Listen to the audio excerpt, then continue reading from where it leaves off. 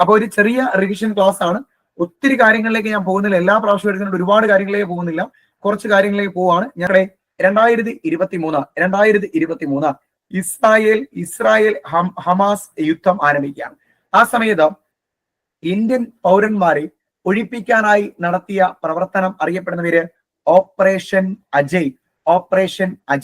നേരത്തെ നമ്മൾ പഠിച്ചു, മ്യാൻമാറിൽ ഭൂകമ്പം ഉണ്ടായ സമയത്ത് ഇന്ത്യ എന്ത് ചെയ്തിരുന്നു? സഹായം എത്തിച്ചു. അറിയപ്പെട്ടിരുന്നത് ഓപ്പറേഷൻ ബ്രഹ്മ എന്നാണ്. എന്താണ് ഓപ്പറേഷൻ ബ്രഹ്മ? ഇപ്പൊ നമ്മൾ പഠിച്ചത് ഓപ്പറേഷൻ അജയ്. എന്താണ് ഓപ്പറേഷൻ അജയ്? 2023 ഇസ്രായേൽ ഹമാസ് യുദ്ധം നടന്ന സമയത്ത് ഇന്ത്യൻ പൗരന്മാരെ ഒഴിപ്പിക്കാനുള്ള പ്രവർത്തനം ഓപ്പറേഷൻ അജയ്. 2024 ഇസ്രായേൽ സൈന്യം വധിച്ച ഹമാസ് നേതാവിന്റെ പേരാണ് യഹ്യ സിൻവാർ എന്ന് പഠിച്ചോണം. യഹ്യ സിൻവാർ ആരാണ്? യഹ്യ സിൻവാർ. ജസ്റ്റ് നിങ്ങളുടെ മനസ്സിൽ വെച്ചാൽ യഹ്യ സിൻവാർ ഹമാസ് നേതാവ് അല്ലെ? യഹ്യ സിൻവാർ ഹമാസ് നേതാവ്. ഇസ്രായേൽ സൈന്യം 2024 വധിച്ച ഹമാസ് നേതാവിന്റെ പേരാണ് യഹ്യ സിൻവാർ. ഓക്കെ അല്ലെ? ഇസ്രായേൽ ഹമാസ് യുദ്ധത്തിൽ മധ്യസ്ഥത വഹിച്ച രാജ്യം, ചിലപ്പോൾ അത് ചോദിക്കാം. ഇസ്രായേൽ ഹമാസ് യുദ്ധത്തിൽ മധ്യസ്ഥത വഹിച്ച രാജ്യത്തിന്റെ പേര് പഠിച്ചോണം. ഖത്തറാണ്. ഏതാണ്? ഖത്തർ. അപ്പൊ യഹ്യ സിൻവാറിനെ ഇസ്രായേൽ ഹമാസ് യുദ്ധവുമായിട്ട് കണക്ട് ചെയ്യണം. ഹമാസ് നേതാവാണ്. ഇസ്രായേൽ സൈന്യം വധിച്ചു 2024. ഓക്കെ, ഇസ്രായേൽ ഹമാസ് യുദ്ധത്തിൽ മധ്യസ്ഥത വഹിച്ച രാജ്യത്തിന്റെ പേര് ഏതാണ്? ഖത്തറാണ്. ഓക്കെ, അടുത്തൊന്ന് പഠിച്ചോണേ. എന്താണ് അൽ അക്സ സ്റ്റോം എന്താണെന്ന് ചോദിച്ചാൽ ഇസ്രായേലിൽ ഹമാസ് നടത്തിയ ആക്രമണമാണ് എന്ന് പറയുന്നത് അൽ അക്സ സ്റ്റോം എന്ന് പറയുന്നത്. ഇനി റാഫ ഇടനാഴി ബന്ധിപ്പിക്കുന്ന സ്ഥലങ്ങൾ ജസ്റ്റ് പഠിച്ചോണം. ഇസ്രായേലിനെയും ഗാസയും തമ്മിൽ ബന്ധിപ്പിക്കുന്ന ഇടനാഴിയാണ് റാഫ ഇടനാഴി എന്ന് ജസ്റ്റ് ഓർത്ത് വെച്ചോണം. ഇസ്രായേലിനെയും ഗാസയും തമ്മിൽ ബന്ധിപ്പിക്കുന്ന ഇടനാഴിയാണ് റാഫ ഇടനാഴി. ഇനി നോക്ക്, ഒരു യുദ്ധക്കപ്പലിന്റെ പേര് പഠിക്കാനുള്ളത്. ഒന്നല്ല, 3 യുദ്ധക്കപ്പലുകളുടെ പേരാണ് വിളിക്കുന്നത്. ഒന്നാമത്തെ പേര് INS സൂറത്ത്. ലോകത്തിലെ ഏറ്റവും വലിയ മിസൈൽ വേദ കപ്പലാണ് INS സൂറത്ത്. അങ്ങനെ പഠിക്കുക. ലോകത്തിലെ ഏറ്റവും വലിയ മിസൈൽ വേദ കപ്പലിന്റെ പേരാണ് എന്ന് പറയുന്നത് INS എന്നു പറയുന്നത് സൂറത്ത് എന്ന് പറയുന്നത്. അടുത്തത് INS നീലഗിരി എന്ന് വിളിച്ചോണം. INS നീലഗിരി P-17A സ്റ്റെൽത്ത് ഫിഗേറ്റ് പദ്ധതിയിലൂടെ നിർമ്മിച്ച ആദ്യത്തെ കപ്പലാണ് INS നീലഗിരി. ഒന്ന് പ്രാധാന്യം കൊടുത്ത് പഠിച്ചേക്കുക. P-17A സ്റ്റെൽത്ത് ഫിഗേറ്റ് പദ്ധതിയിലൂടെ നിർമ്മിച്ച ആദ്യ കപ്പലിന്റെ പേരാണ് INS നീലഗിരി. അടുത്തത് INS വാക്ഷിയർ. INS വാക്ഷിയർ P-75 ഫ്രാൻസിലെ നാവിക സംഘവുമായി ചേർന്ന് ഇന്ത്യ നിർമ്മിച്ച മുങ്ങിക്കപ്പലിന്റെ പേരാണ് INS വാക്ഷിയർ. അപ്പൊ INS സൂറത്തിന്റെ പ്രത്യേകത ലോകത്തിലെ ഏറ്റവും വലിയ മിസൈൽ വേദ കപ്പൽ INS നീലഗിരി. P-17A സ്റ്റെൽത്ത് ഫിഗേറ്റ് പദ്ധതിയിലൂടെ നിർമ്മിച്ച ആദ്യ കപ്പൽ INS വാക്ഷിയർ P-75 ഫ്രാൻസിലെ നാവിക സംഘവുമായി ചേർന്ന് നിർമ്മിച്ച മുങ്ങിക്കപ്പലിന്റെ പേരാണ് INS വാക്ഷിയർ. ഈ ഒരു ചോദ്യം ഇങ്ങനെ പഠിച്ചേക്ക്. യുനെസ്കോയുടെ ലോക പുസ്തക തലസ്ഥാനം ആയിട്ട് 2025 തെരഞ്ഞെടുത്തത്. യുനെസ്കോയുടെ ലോക പുസ്തക തലസ്ഥാനമായി 2025 തെരഞ്ഞെടുത്തത് റിയോ ഡി ജനീറോ. ഏതാണ്? Rio de Janeiro. ഓർത്തോണെ, യുനെസ്കോയുടെ 2025 ലോക പുസ്തക തലസ്ഥാനമായി തെരഞ്ഞെടുത്തത് എവിടെയാണ്? Rio de Janeiro. ജസ്റ്റ് നമുക്ക് ഒളിമ്പിക്സും ഇന്ത്യയുമായിട്ട് ബന്ധപ്പെട്ട പോയിന്റുകളിലൂടെ ഒന്ന് കടന്നു പോയേക്കാം. പാരീസ് ഒളിമ്പിക്സ് 2024 പങ്കെടുത്ത രാജ്യങ്ങൾ 2024 പങ്കെടുത്ത രാജ്യങ്ങൾ 204 എന്ന് ഓർത്തോണം. 2024 എത്ര രാജ്യങ്ങൾ പങ്കെടുത്തത്?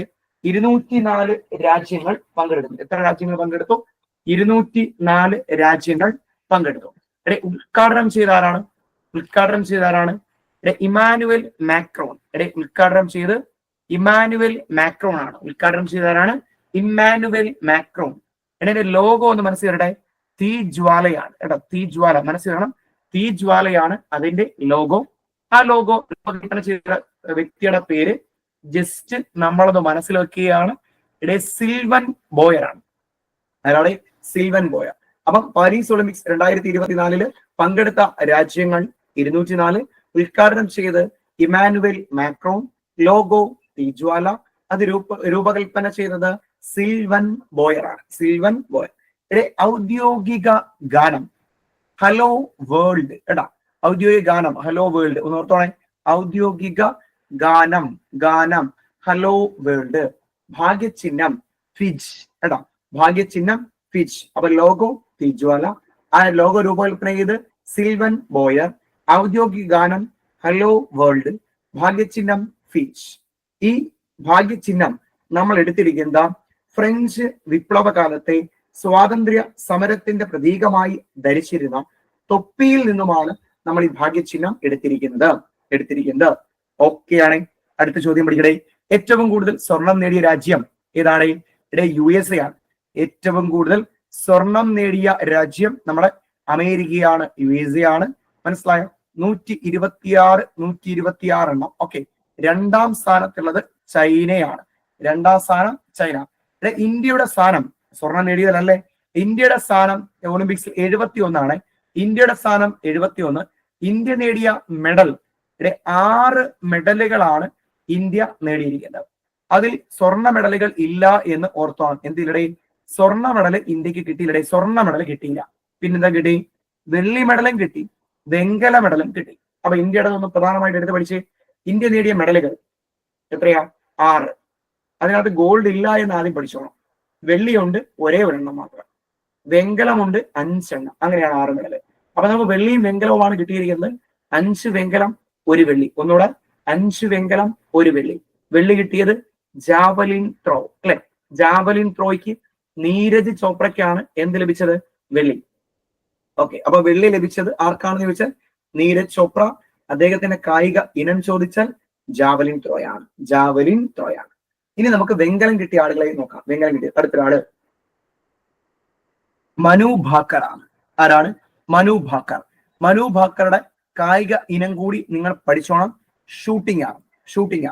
മനു ഭാക്കർ വെങ്കലം നേടി ഷൂട്ടിംഗ്. ഇനി അടുത്ത പോയിന്റ് വളരെ പ്രധാനപ്പെട്ടതാണ്, പഠിച്ചോണം. ഒളിമ്പിക്സ് ഷൂട്ടിംഗ് വിഭാഗത്തിൽ മെഡൽ നേടുന്ന ആദ്യ ഇന്ത്യൻ വനിതയാണ് മനു ഭാക്കർ. മനസ്സിലായോ? മനു ഭാക്കർക്ക് വെങ്കലം ലഭിച്ചു. ഇനം ഷൂട്ടിംഗ് ആണ്. ഒളിമ്പിക്സ് ഷൂട്ടിംഗ് വിഭാഗത്തിൽ മെഡൽ നേടുന്ന ആദ്യ ഇന്ത്യൻ വനിതയുടെ പേര് മനു ഭാക്കർ. നീരജ് ചോപ്രയ്ക്ക് വെള്ളി. ഇനം ജാവലിൻ ത്രോയാണ്. മനു ഭാക്കർക്ക് വെങ്കലം. ഇനം കായിക ഇനം ഷൂട്ടിംഗ് ആണ്.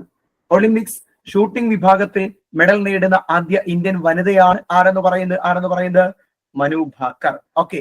സ്വതന്ത്ര ഇന്ത്യയിൽ ഒരു ഗെയിംസിൽ 2 മെഡലുകൾ നേടുന്ന ആദ്യ താരമായിട്ട് നമുക്ക് ആരെ എടുക്കാവുന്നതാണ്? മനു ഭാക്കറിനെ എടുക്കാവുന്നതാണ്. ആരെ എടുക്കാം?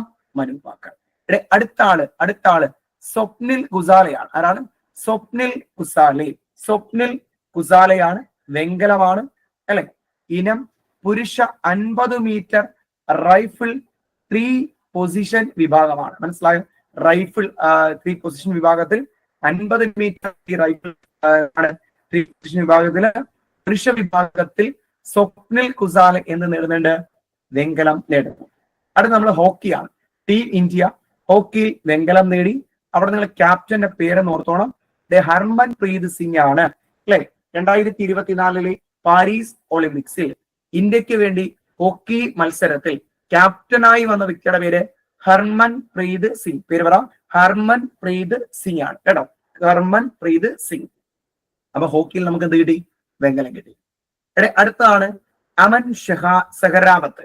അമൻ സെഹ്റാവത്ത് വെങ്കലമാണ്. ഇനം ഗുസ്തിയാണെന്ന് ഓർത്തോണം. അമൻ സെഹ്റാവത്തിന് വെങ്കലമാണ് കിട്ടിയത്. ഇനം ഗുസ്തിയാണ്. ഒളിമ്പിക്സ് മെഡൽ നേടുന്ന ഏറ്റവും പ്രായം കുറഞ്ഞ ഇന്ത്യൻ താരമായിട്ട് നമ്മൾ ആരെ പഠിക്കുകയാണ്? ഈ അമൻ സെഹ്റാവത്തിനെ പഠിക്കുകയാണ്. അപ്പൊ എന്താണ്? സ്വതന്ത്ര ഇന്ത്യയിൽ 2 മെഡലുകൾ, വ്യക്തിഗത ഇനത്തിൽ 2 മെഡലുകൾ നേടിയത് മനു ഭാക്കർ. അതുപോലെ തന്നെ നമ്മൾ പറഞ്ഞു എന്താണ്? ഈ പറഞ്ഞ ഷൂട്ടിങ്ങിൽ എന്ത് നേടുന്ന മെഡൽ നേടുന്ന ആദ്യ ഇന്ത്യൻ വനിതയാണ് ആരെന്ന് പറയുന്നത് മനു ഭാക്കർ. അതുപോലെ ഇവിടെ പഠിക്കണം എന്താണ് ഏറ്റവും ഏറ്റവും കുറഞ്ഞ പ്രായത്തിൽ ഒളിമ്പിക്സ് മെഡൽ നേടുന്ന ഇന്ത്യൻ താരമാണ് ആരെന്ന് പറയുന്നത് ആര് അമൽ ഷെഖറാവത്ത്. അടുത്തത് എന്താണ് രണ്ടുപേരാണ് മനു ഭാക്കർക്കും സർബ്ജോത് സിംഗിനും വെങ്കലം കിട്ടുകയാണ്. അത് പുരുഷ സമ്മിശ്ര 10 മീറ്റർ എയർ പിസ്റ്റൽ ആണ്. Mixed 10 metre air പിസ്റ്റലില് Manu ഭാക്കർക്കും Sarabjot സിംഗിനും എന്ത് ലഭിക്കുകയാണ് വെങ്കലം ലഭിക്കുകയാണ്. വെങ്കല വിനേഷ് ഫോഗാട്ടിലേക്ക് നമ്മൾ പോകുന്നു അല്ലെ. വിനേഷ് ഫോഗാട്ട് ലോക ഗുസ്തി ചാമ്പ്യൻഷിപ്പിൽ ഒന്നിലധികം മെഡൽ നേടിയ ഏക വനിതാ ഇന്ത്യൻ താരമായിരുന്നു ആരെന്ന് പറയുന്നത് വിനേഷ് ഫോഗാട്ട്. വിനേഷ് ഫോഗാട്ട് അല്ലെ. വിനേഷ് ഫോഗാട്ട് പാരീസ് ഒളിമ്പിക്സുമായിട്ട് അല്ലെ ഈ വെങ്കല മെഡലൊക്കെ നേടിയ അല്ലെ വെള്ളി മെഡൽ നേടിയ ആളുകളെക്കാൾ വാർത്താ പ്രാധാന്യം നേടിയ വ്യക്തിയായിരുന്നു വിനേഷ് ഫോഗാട്ട്. അങ്ങനെ വാർത്താ പ്രാധാന്യം നേടിയ വ്യക്തി എന്ന നിലയിൽ നമ്മൾ പഠിക്കുകയാണ് ലോക ഗുസ്തി ചാമ്പ്യൻഷിപ്പിൽ ഒന്നിലധികം മെഡൽ നേടിയ ഏക ഇന്ത്യൻ എന്താണ് വനിതാ താരമാണ് വിനേഷ് ഫോഗാട്ട്. കോമൺവെൽത്തിലും ഏഷ്യൻ ഗെയിംസിലും സ്വർണം നേടിയ ആദ്യ ഇന്ത്യൻ വനിതാ ഗുസ്തി താരം അത് ആരാണ് നമ്മുടെ വിനേഷ് ഫോഗാട്ട് ആണ്. ആരാണ് വിനേഷ് ഫോഗാട്ട്. ഓക്കെ അല്ലേ? ഓക്കെ അല്ലേ? യെസ്. അടുത്ത ഇതുമായിട്ട് ബന്ധപ്പെട്ട ഒന്ന് രണ്ട് പ്രത്യേകതകളാണ് ഒളിമ്പിക്സുമായിട്ട് ബന്ധപ്പെട്ടത്. നമ്മൾ കണ്ടു ഇതിനകത്ത് എന്തുണ്ടായ സ്ത്രീ പുരുഷാനുപാതം തുല്യമായിരുന്നു. 50 പുരുഷന്മാർ 50 സ്ത്രീകൾ അല്ലെങ്കിൽ 50:50 അല്ലെ തുല്യമായിട്ടാണ് ആരുണ്ടായിരുന്നത് സ്ത്രീകളും പുരുഷന്മാരും ഉണ്ടായിരുന്നു. അങ്ങനെ സ്ത്രീ പുരുഷാനുപാതം തുല്യമായ ഒളിമ്പിക്സ് ആയിരുന്നു എന്നത് 2024 പാരീസ് ഒളിമ്പിക്സിന്റെ ഒരു പ്രത്യേകതയായിരുന്നു. അടുത്തത് ആദ്യമായി ബ്രേക്ക് ഡാൻസ് മത്സര ഇനമാക്കിയ ഒളിമ്പിക്സ് കൂടിയായിരുന്നു 2024 പാരീസ് ഒളിമ്പിക്സ്. ഓക്കെ, ആ ബ്രേക്ക് ഡാൻസ് പുതുതായി ഉൾപ്പെടുത്തിയതല്ലേ, അതുകൊണ്ട് തന്നെ അതിൽ സ്വർണം നേടിയ വ്യക്തിയുടെ പേര് ജസ്റ്റ് നമ്മുടെ മനസ്സിലേക്ക് കൊണ്ടുവരികയാണ് ബിഗേൽ ആമി. ആമി എന്ന് കാണാൻ പഠിച്ചു വെച്ചു. ദീപശിഖ പ്രയാണത്തിൽ പങ്കെടുത്ത മലയാളിയുടെ പേര് തിലോത്തമ ഐക്കരീത്. ഈ പേരെന്ന് നിങ്ങളൊന്ന് പഠിച്ചു നോക്കണേ. തിലോത്തമ ഐക്കരീത്തിനെ പഠിച്ചോണേ. ദീപശിഖ പ്രയാണത്തിൽ പങ്കെടുത്ത മലയാളിയുടെ പേര് തിലോത്തമ ഐക്കരീത്. തിലോത്തമ ഐക്കരീത്.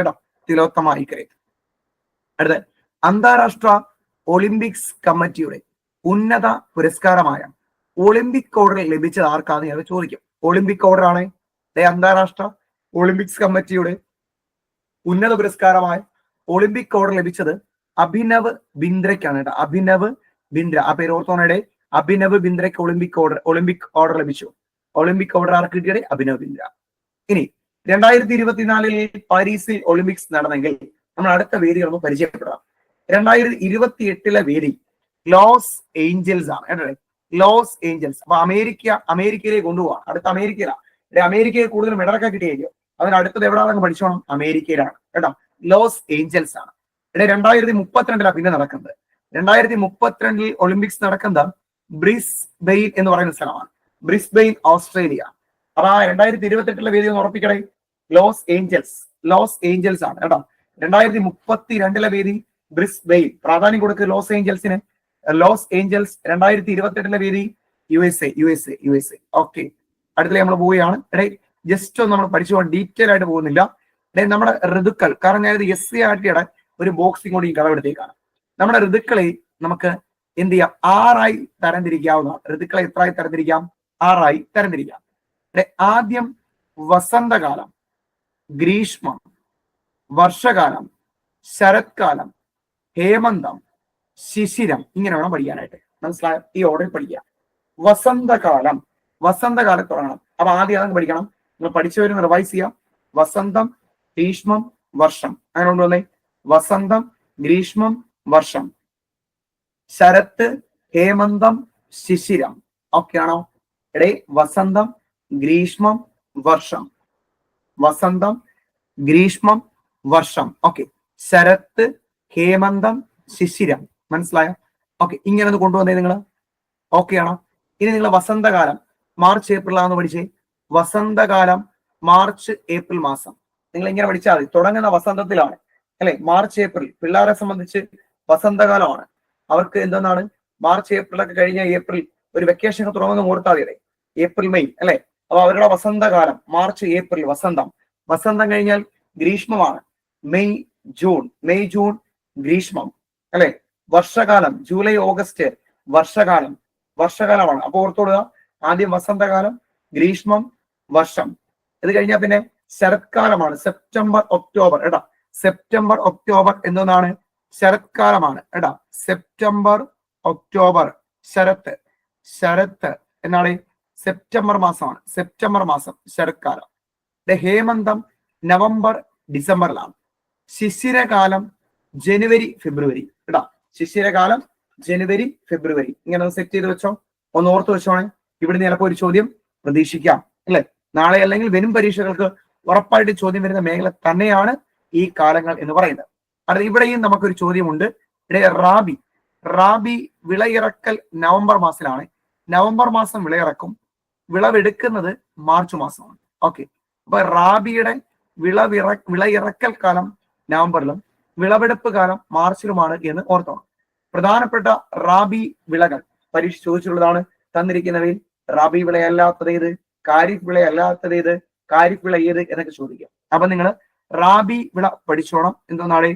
ഗോതമ്പ്, ബാർലി, പുകയില, കടുക്, പയർവർഗം അല്ലെ. നമ്മൾ ഇടയ്ക്കൊക്കെ ഒരു കോഡായിട്ട് ഈ റാബിയുടെ കോഡായിട്ട് ഗോപാലിക എന്നൊക്കെ പഠിക്കും. കേട്ടോ, ഗോപാലിക. ഗോതമ്പിന്റെ ഗോ അല്ലെ, ഗോപാലികയ്ക്കകത്ത് പായിക്കാതെ നിങ്ങൾ പയറുവർഗത്തെയും പുകയിലയും കൊണ്ടുവരണം. മനസ്സിലായ?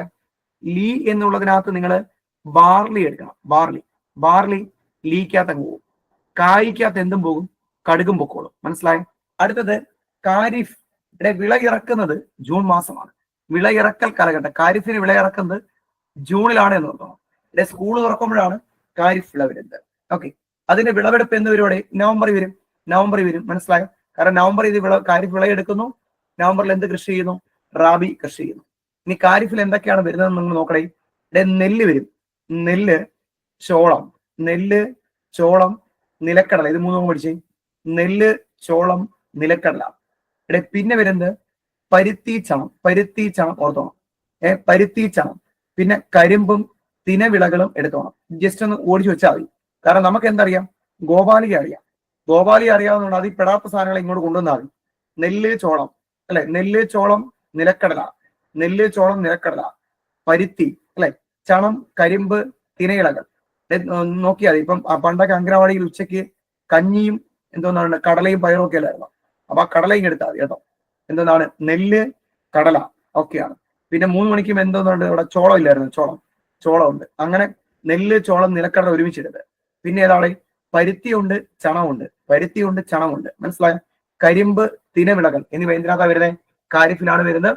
Kharif June to November, November to March എന്തോന്ന് വരും? റാബി വരും.